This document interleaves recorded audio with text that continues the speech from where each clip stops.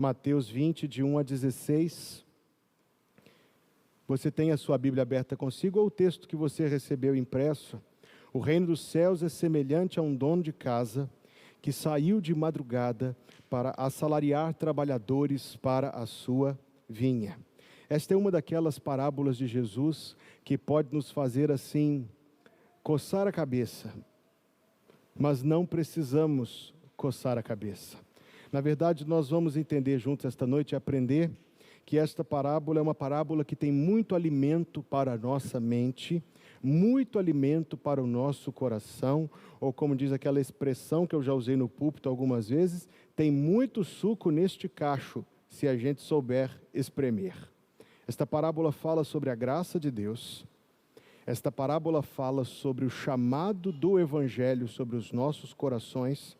Esta parábola, por fim, fala sobre como Deus trata conosco, mesmo naqueles pontos que o nosso entendimento é mais endurecido e que a nossa diferença de visão, da visão de Deus, está bem enraizada, e como Deus vai trabalhando para desarraigar isso, e Deus vai nos ajudar a alcançar estas verdades esta noite. Então, primeiro, esta é uma parábola sobre a graça de Deus. Quero dizer uma coisa sobre a graça de Deus. No dia que o ego começa a morrer, nesse dia a nossa alma adentra a vida eterna. Na salvação, no Evangelho, nesse negócio de salvação pela graça, não há espaço para mérito, e isso é profundamente humilhante para a nossa vaidade natural. O que você pode fazer para ser salvo?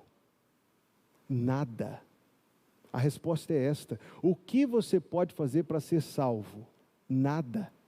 Não tem nada que esteja em você para ser salvo. Toda a salvação é uma obra de Deus, que Deus faz em seu favor, que Deus faz em você, que Deus continua fazendo em você, que Deus consuma plenamente em seu favor. Toda a salvação é Deus, nada dela é o eu. Queridos, quando essa mensagem atinge o nosso coração, ela nos deixa humilhados, porque Deus rejeita qualquer coisa que a gente possa fazer. Deus rejeita qualquer coisa que a gente possa fazer com a intenção de ser salvos. É por isso que nós não devemos nunca imaginar que alguém já ouviu o Evangelho. Dar isso por certo. Não existe algo dentro de nós que nos facilita entender isso. Porque todos os outros setores da vida e desse mundo têm a ver com esforço, conquista, mérito, recompensa. E eu acho que, guardadas as devidas proporções, isto é estabelecido por Deus. Deus recompensa, eu quero frisar isto aqui, guardadas as devidas proporções, Deus recompensa esforço, Deus recompensa o trabalho, Deus recompensa o mérito, digo novamente, guardadas as devidas proporções. Mas existe uma área onde Deus não aceita esforço, onde Deus não aceita mérito, e essa área é a área da salvação. Por quê? Por quê?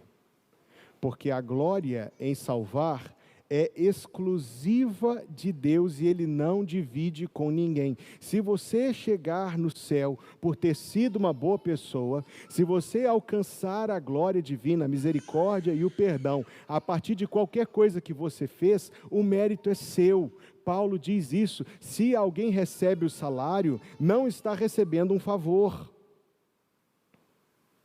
É dívida quitada. Mas na perspectiva de Deus, Deus deseja ser glorificado na salvação.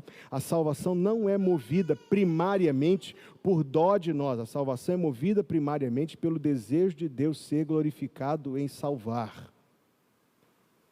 Então Deus não aceita nada em troca da salvação. A pessoa que se converteu, na linguagem da parábola, na 1ª hora, às 5 horas da tarde, é tão salva quanto aquele que nasceu numa família evangélica e que ouviu o evangelho desde criança e que compararíamos assim ao que foi trabalhar às 6 horas da manhã. E que se esforçou na igreja ao longo de toda a vida, e que serviu a Deus talvez até com sofrimentos, esta pessoa recebe a mesma salvação do que aquele que foi salvo no apagar das luzes da sua vida, no último dia, na última hora. A salvação, esta parábola, deixa eu frisar isso aqui para os meus irmãos hoje à noite, não é uma parábola sobre galardão. Ah, sim, neste campo existe diferença. Neste campo existe diferença. Não, esta não é uma parábola sobre galardão, esta é uma parábola sobre o dom gratuito da salvação. A pessoa que se converteu como eu aos 6 anos de idade, ou a pessoa que se converter aos 106 anos de idade, ambas recebem a mesma salvação. Tem mais. O excelente crente que trabalha, ora, evangeliza, é dizimista, é ativo na igreja, que lê a Bíblia e ora todos os dias, recebe a mesma salvação do crente meia boca, que negligencia todas estas coisas.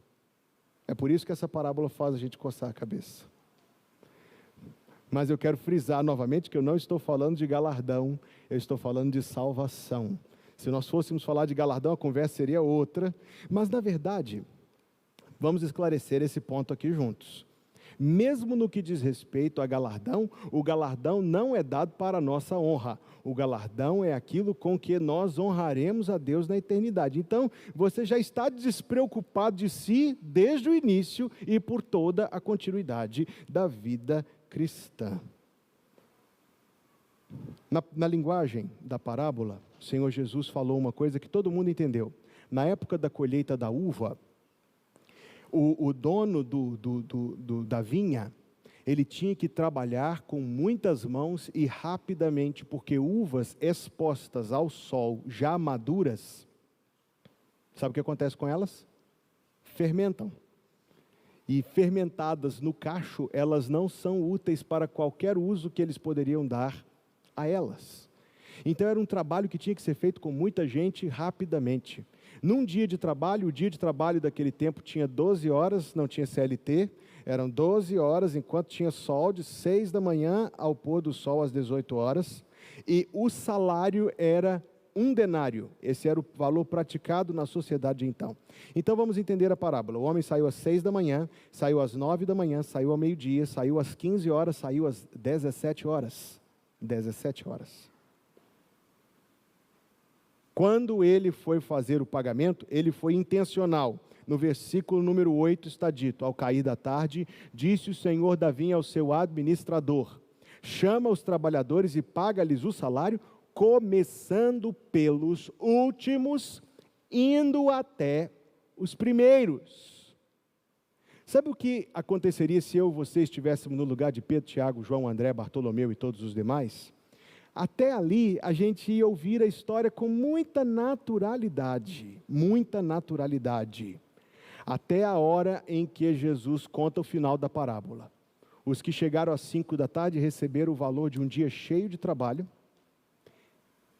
Os outros, obviamente, criaram a expectativa de que o Senhor estava sendo generoso, estava dando um extra, que eles iriam ganhar. Então, faz as contas, se ele trabalhou ganhou um dia inteiro, eu trabalhei 12, vou ganhar, se não for proporção direta, pelo menos melhor. A expectativa material, frise isto, porque isto volta daqui a pouco. A expectativa da obtenção de ganho de vantagem material foi frustrada. E Jesus tinha um propósito grande no seu coração. Mas vamos nos atentar primeiro ao que a parábola frisa, primeiro de qualquer outra coisa: a salvação é dada por inteiro a qualquer pessoa que ouça o chamado do Evangelho, se converta a Jesus Cristo. Esta pessoa não precisa merecer a salvação. Eu faço velórios, irmãos, regularmente. Faço velórios dos membros, quer dizer, aqui, desde que eu estou aqui, foram poucos de membros da igreja, mas já houve. Faço velório dos familiares dos membros da igreja. Faço velórios de toda a categoria, inclusive de pessoas que não são crentes.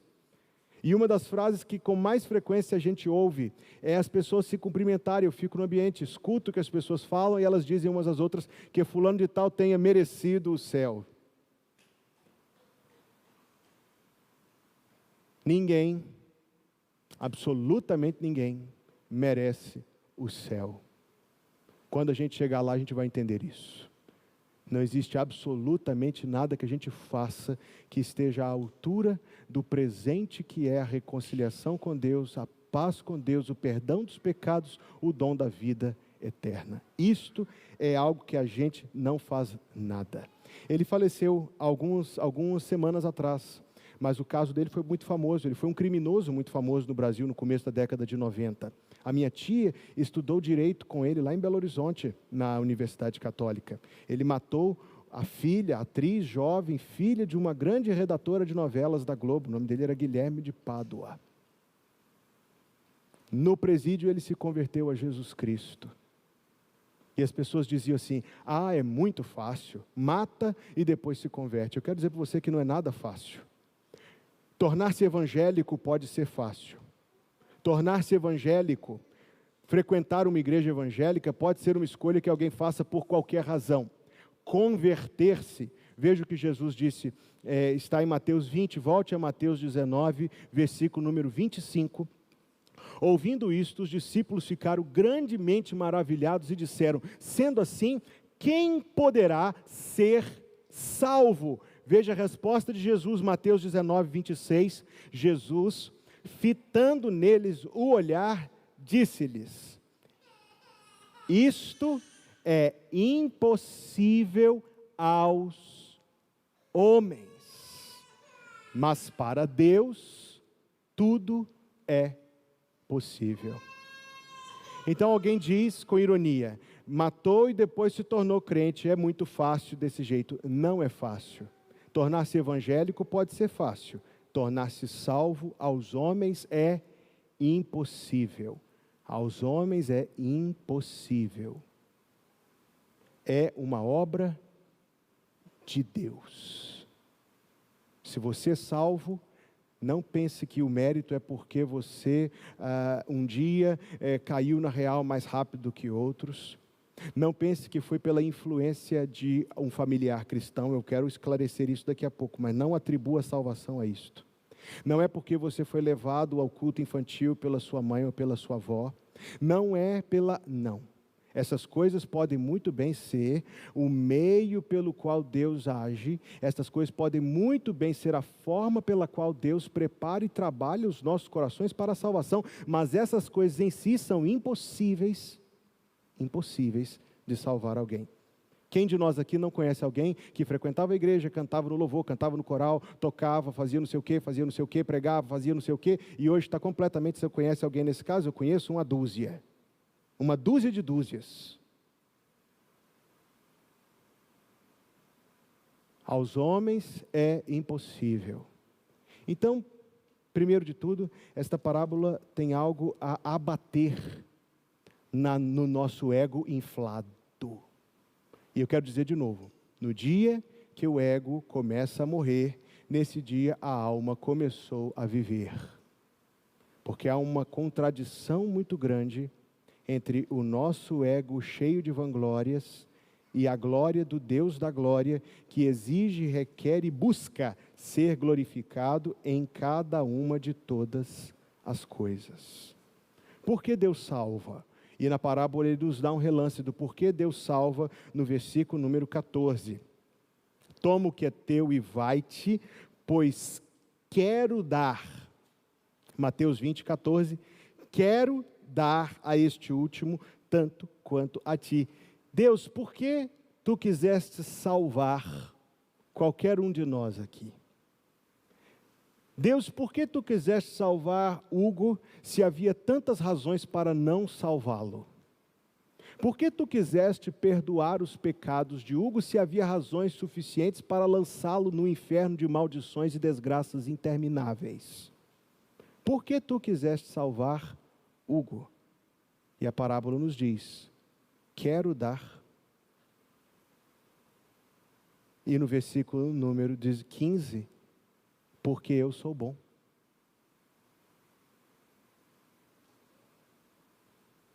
Por que Deus salvou Hugo e perdoou os pecados de Hugo?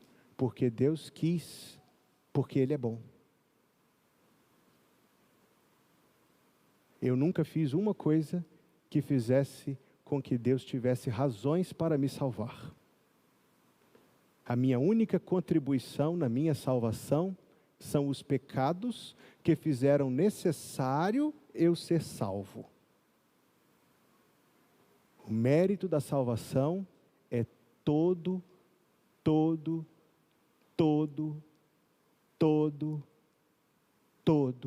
de Deus. Porque se você abrir o YouTube, você vai achar algum herege irresponsável dizendo que Deus salva as pessoas porque vê o potencial delas. Deus salvou porque viu que se salvasse o Hugo ia dar um pastor útil nas mãos de Deus. Não. Deus salva porque quer e porque é bom. Alguém diz que a fé cristã é muito intolerante porque ensina que só existe um caminho de salvação. E eu sempre respondo, admirado que haja sequer um, porque não deveria haver nenhum caminho de salvação. Não deveria haver caminho de salvação.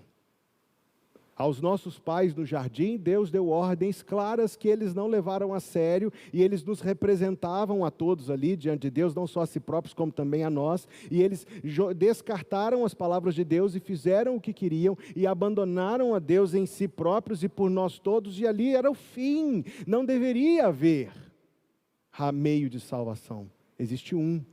Por quê? Porque eu quero e porque eu sou bom. É o que Deus diz, porque eu quero e porque eu sou bom. De maneira que Deus é o único glorificado na salvação. E ela é dada pela bondade e pela vontade de Deus. Amém? Mas há uma segunda lição nesta parábola.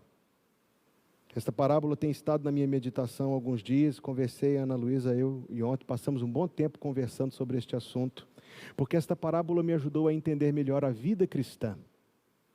Na vida cristã, o reino dos céus é semelhante a um dono de casa que saiu de madrugada para assalariar trabalhadores para a sua vinha. Às 6 da manhã ele estava chamando gente para trabalhar.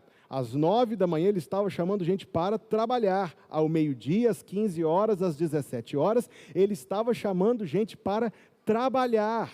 A palavra grega aqui, ergates, significa trabalhador braçal, significa trabalho pesado, trabalho intenso. E o versículo 12 diz, na fadiga e no calor do dia.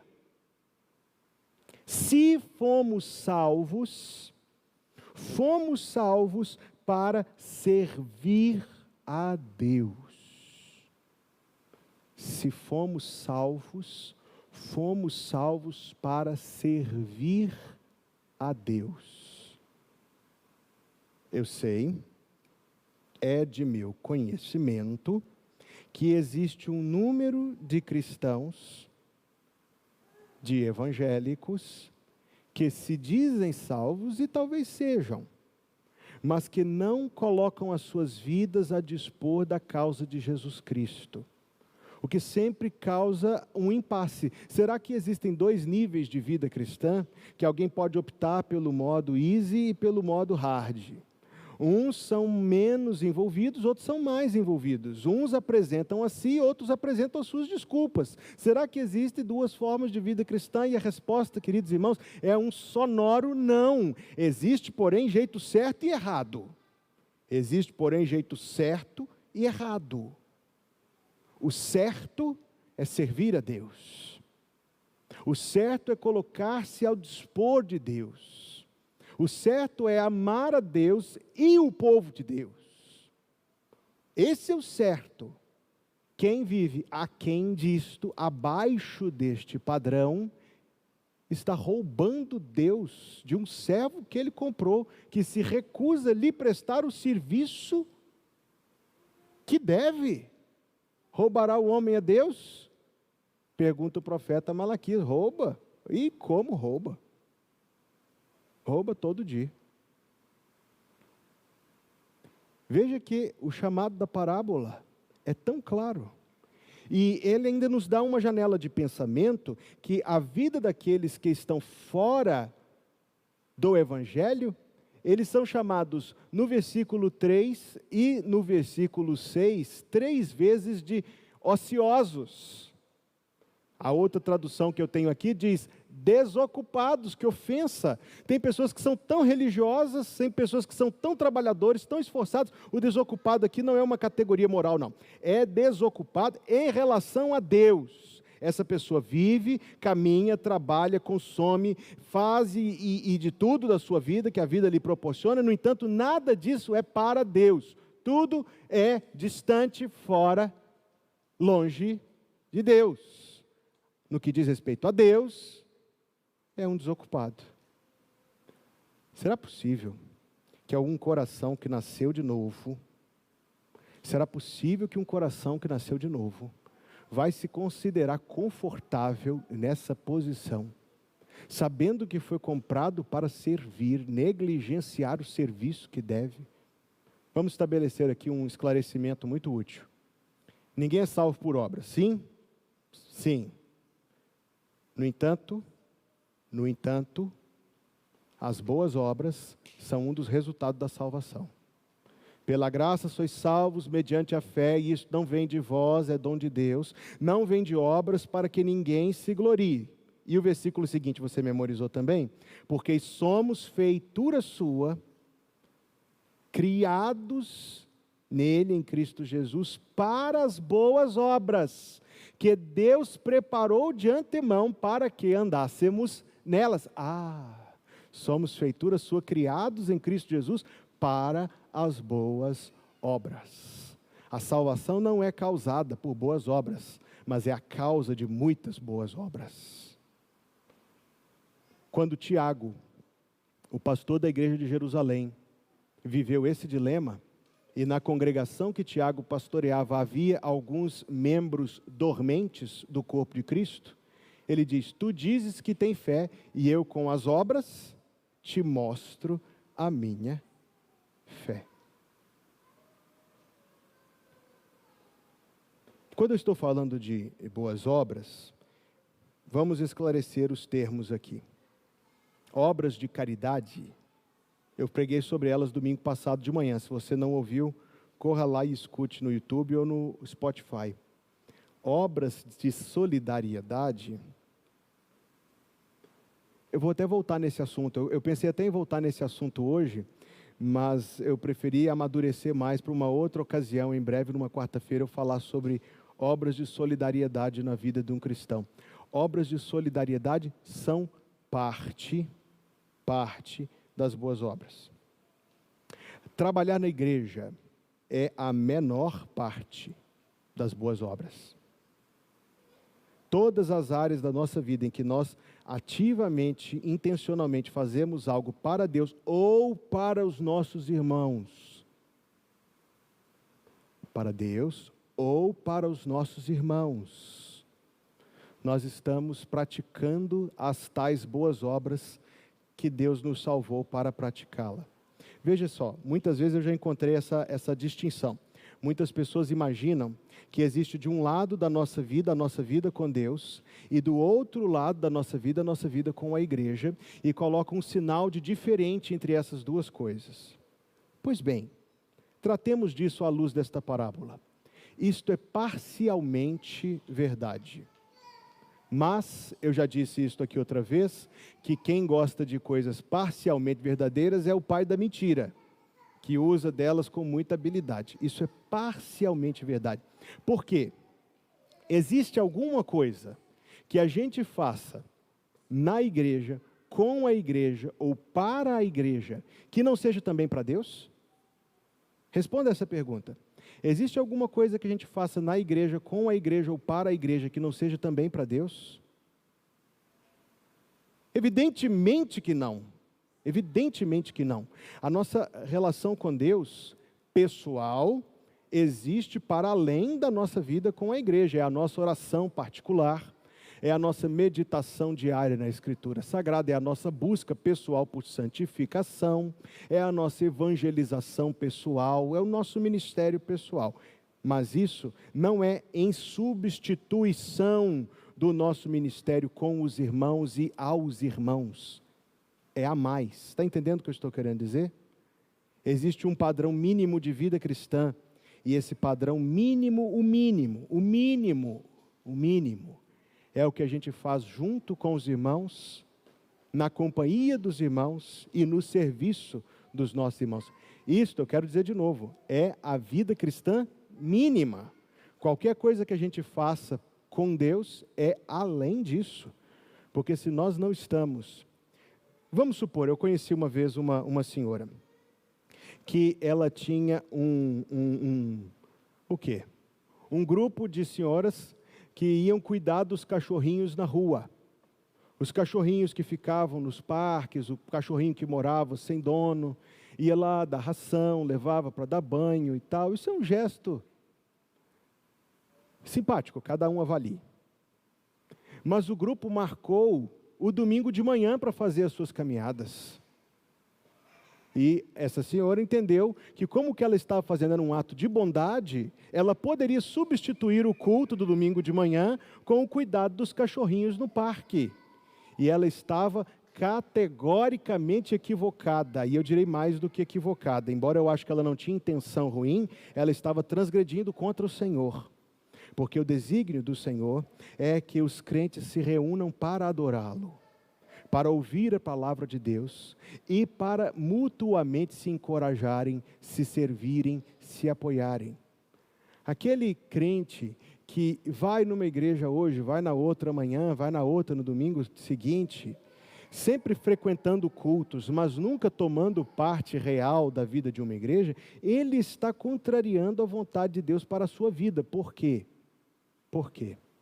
Porque a vontade de Deus para a sua vida perpassa a relação de amor e serviço aos irmãos. Então o que eu quero dizer para vocês, que somos salvos para servir, somos salvos para servir a Deus e aos nossos irmãos, e tudo que fazemos com os irmãos, aos irmãos e junto aos irmãos, é para Deus. Esta visão individualizada da vida cristã é equivocada ao extremo. E acredito ainda que com essa sutileza de engano, Satanás conseguiu infringir prejuízo a muitos servos de Deus. O chamado do Evangelho é para sermos trabalhadores de Deus, nos envolvermos com a causa do Senhor, servirmos o Senhor. Uma das formas como servimos o Senhor é quando servimos os nossos irmãos. Não podemos negligenciar isso, porque quando Deus nos chama, Ele não nos chama para ser um aspecto a mais da nossa vida. A igreja não é um endereço, um lugar que a gente vai aos domingos. A igreja é uma família da qual nós fazemos parte íntima, visceral, real. Meu amigo pastor Elias, eu fui pastor do pastor Elias e o pastor Elias era meu pastor. Ele fez aniversário sábado passado, ele era o pastor emérito da igreja que eu pastoreava. Pastor Elias Dias de Mello, um dos grandes santos de Deus, como eu o amo. Pastor Elias foi representante dos batistas brasileiros lá nos Estados Unidos durante um período de 1 ano, 2 anos, se eu não me engano, e visitou muitas igrejas lá falando do trabalho do evangelho aqui no Brasil, e esteve na 2ª Igreja Batista de Houston, Texas. Quando você for lá, você vai ver uma das maiores igrejas locais da família batista no mundo. E o pastor da igreja naquele tempo era um homem chamado Joe Bizanho, já faleceu. Pastor Bizanho, um domingo, pregou a mensagem do Evangelho, fez o apelo, um número de pessoas vieram à frente para receber a Cristo como seu Salvador.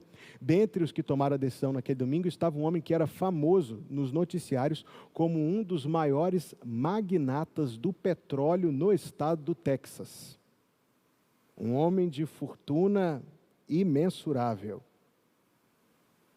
O pastor, que tinha o costume de visitar todos os que tinham tomado decisão, foi à casa daquele riquíssimo homem, uma mansão, acompanhado de um dos diáconos da igreja, e disse que a casa do homem era daquelas de revista mesmo, de cair o queixo. E foram recebidos pelo próprio empresário, pelo magnata, na sala da sua casa. Eles se assentaram. O homem disse diretamente ao pastor: pastor, eu tenho uma pergunta só para fazer ao senhor. Eu quero saber o que vai me custar ser um crente? Se eu estivesse lá, ou você estivesse lá, nós diríamos que não custaria nada, e a resposta estaria certa. Mas o pastor Joe Bizan, na orientação que teve do Espírito Santo, disse àquele homem uma coisa também verdadeira. Disse ele: vai lhe custar tudo. Vai lhe custar tudo. Se nós tivéssemos dito nada, a resposta estaria correta. Mas ele, ao dizer tudo, não disse errado.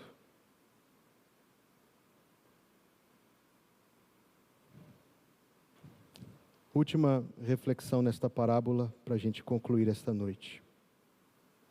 É o que os versículos antes e os versículos depois lançam de luz para nós nesta parábola. Volte em Mateus 19. A história começa em Mateus 19:16. Um homem se aproximou de Jesus e lhe perguntou: mestre, que farei eu de bom para alcançar a vida eterna? E você se lembra da resposta que Jesus deu? E a resposta que Jesus deu fez com que aquele homem se retirasse triste, diz o versículo 22, retirou-se triste por ser dono de muitas propriedades. Os discípulos estavam vendo aquilo. Jesus disse a ele que a obediência dele à lei, e ele disse que era perfeitamente obediente à lei, portanto mentiu. Aquele homem disse que era rigoroso no cumprimento da lei. Jesus disse a ele que o cumprimento da lei não bastava, que ele precisava amar a Deus sobre todas as coisas e o próximo. Ele disse: segue-me, desfaça-se dos seus bens e dê aos pobres, isto é, ame o seu próximo. Depois venha e siga-me, isto é, ame a Deus sobre todas as coisas. E o homem não conseguiu atender à exigência de Deus, de amar a Deus sobre todas as coisas e ao próximo como a si mesmo.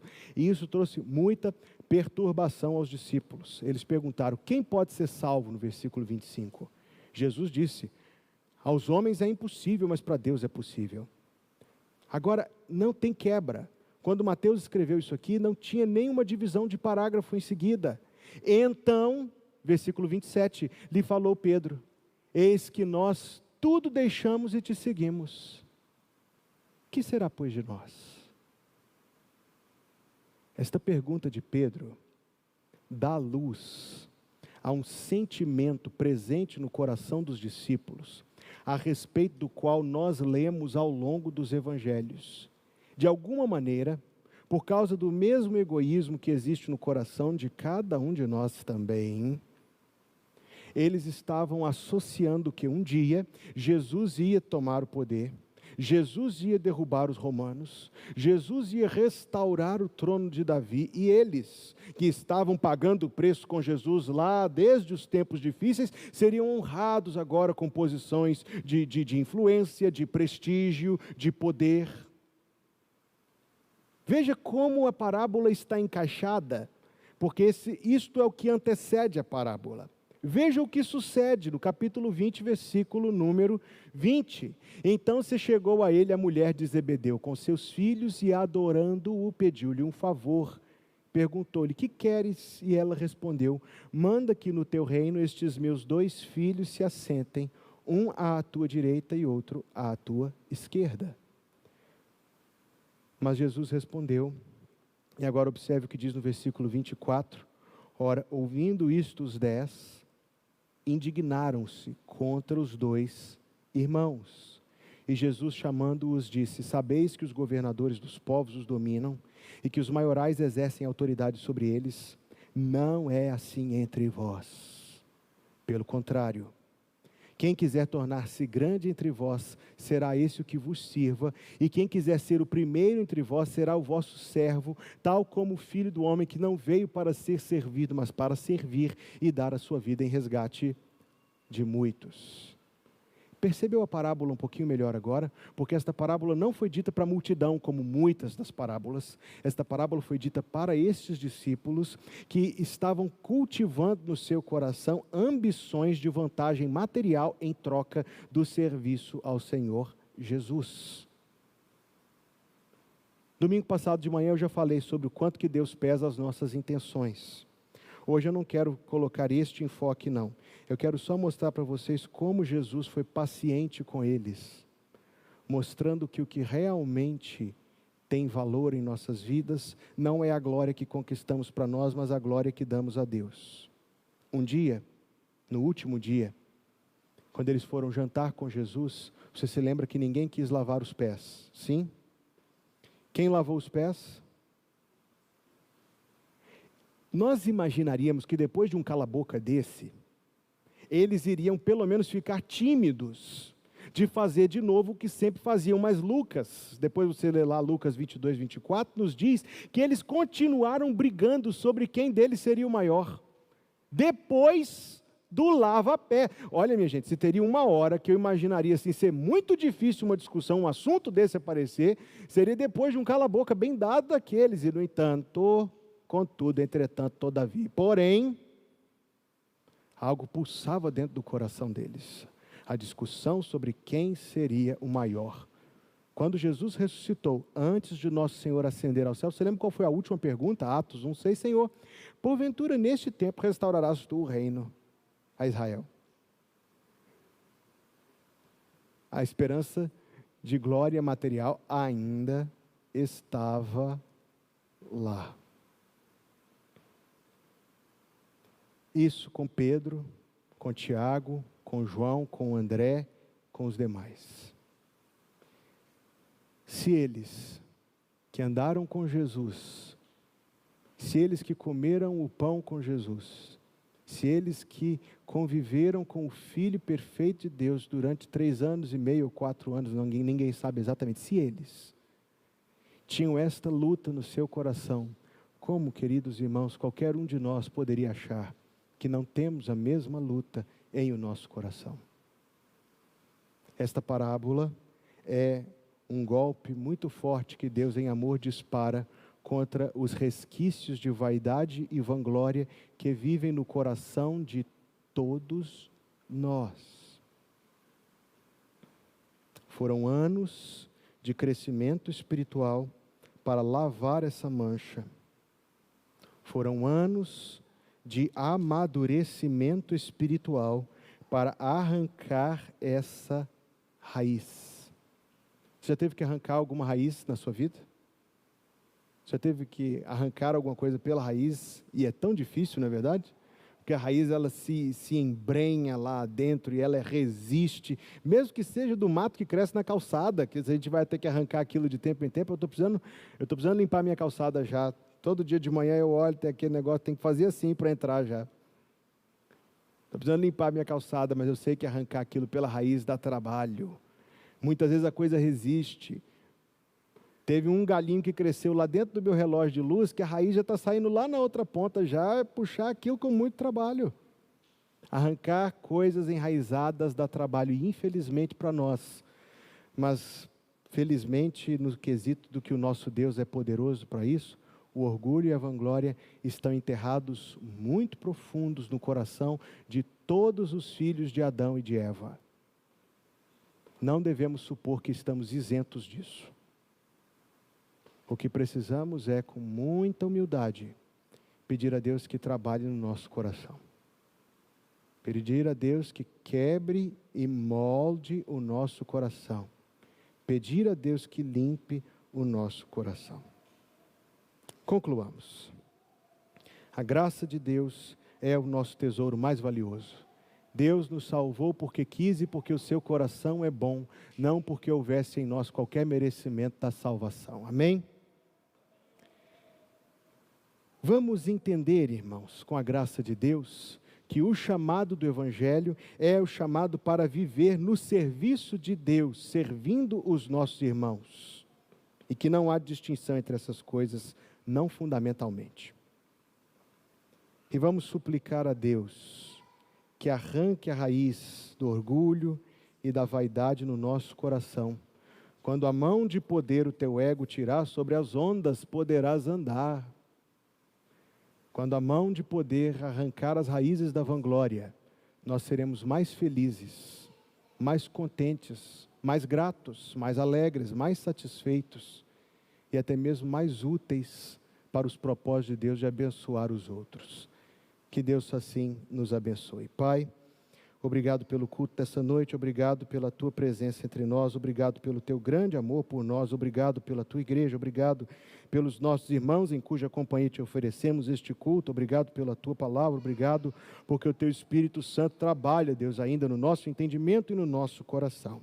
Tem misericórdia de nós, ó Deus, e vem desarraigando, Senhor, toda vaidade, toda vanglória do coração dos teus servos, para que tenhamos um coração tão humilde quanto o coração de teu Filho Jesus Cristo, a quem devemos e queremos ser iguais. Dá-nos entendimento, Deus, do propósito de viver, que é te servir. E dá-nos uma consciência constante e incessante, de que é pela tua graça e nada mais, que é pela tua graça que somos salvos, é pela tua graça que temos o perdão dos pecados e a esperança da vida eterna. Agora, Senhor, que esse culto está terminando, que o Senhor nos leve para casa debaixo da tua bênção e que o Senhor continue a trabalhar nas nossas vidas, ó Deus, para a glória do Senhor nas nossas vidas. Que a graça de nosso Senhor Jesus Cristo, o amor de Deus, o nosso Pai Celestial, e a comunhão do Espírito Santo seja conosco, irmãos, hoje e todos os dias, até que Cristo Jesus venha nos buscar. Em nome de Jesus, amém.